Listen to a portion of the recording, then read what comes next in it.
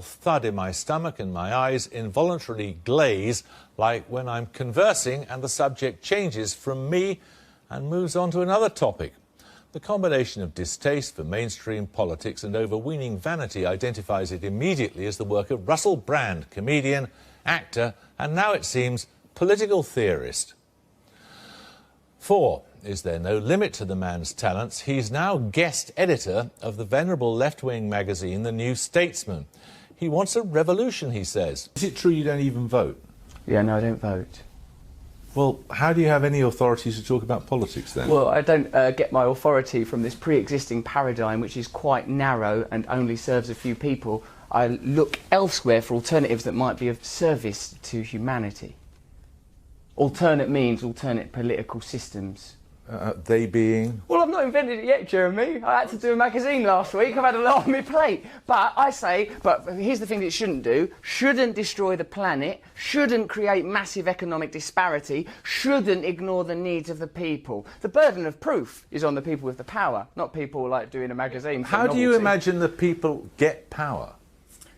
Well, I imagine there are sort of hierarchical systems that have been preserved through generations. They get power by being voted in. Well, you That's say how that, they Jeremy, get it. but You like can't even be asked to vote. It's quite a narrow prescriptive parameter that changes within the...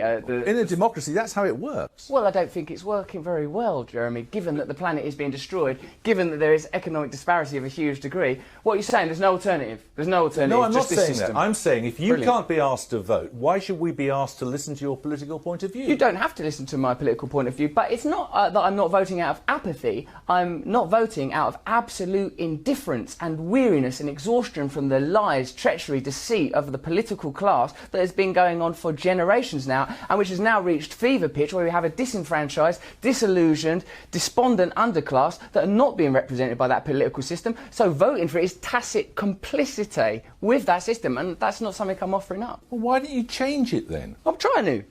Well, why don't you start by voting? I don't think it works. People have voted already, and that's what's created the current paradigm. When did you last vote? Never.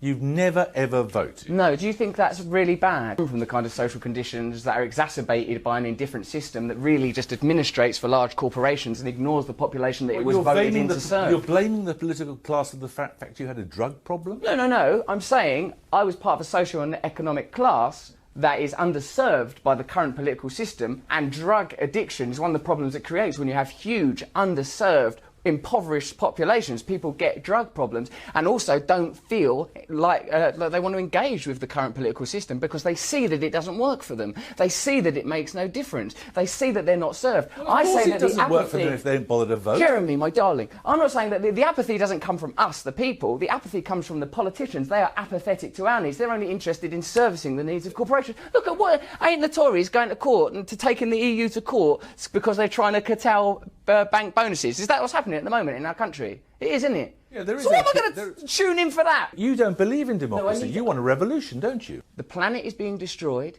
We are creating an underclass. We are exploiting poor people all over the world. And the genuine, legitimate problems of the people are not being addressed by our political class. All of those things may be true. They are true. You are a very trivial man.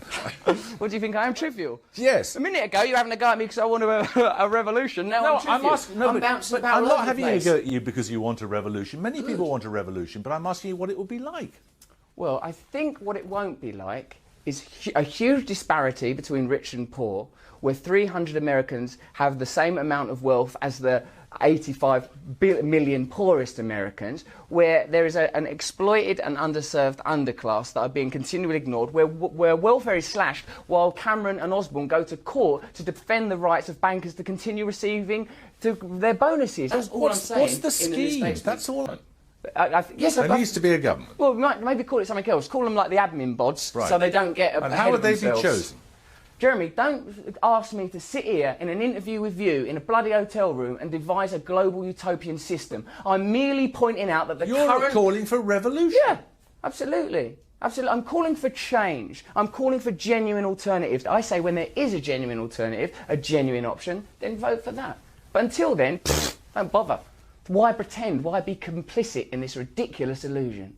Because by the time somebody comes along you might think it worth voting for, it may be too late. I don't think so, because the time is now. These movements are already occurring. It's happening everywhere. We're in a time where communication is instantaneous, and there are communities all over the world. The Occupy movement made a difference, even if only in that it introduced to the popular public lexicon the idea of the 1% versus the 99%. People for the first time in a generation are aware of massive corporate and economic exploitation. These things are not nonsense, and these subjects are not being addressed. No one's doing anything about tax havens. No one's doing anything about the political affiliations and financial affiliations of the Conservative Party. So until people start addressing things that are actually real, why wouldn't I be facetious? Why would I take it seriously? Why would I encourage a constituency of young people that are absolutely indifferent to vote? Why would we? Aren't you bored? Aren't you more bored than anyone? Ain't you been talking to them year after year, listening to their lies, their nonsense? Then it's this one gets in, then it's that one gets in. But this problem continues.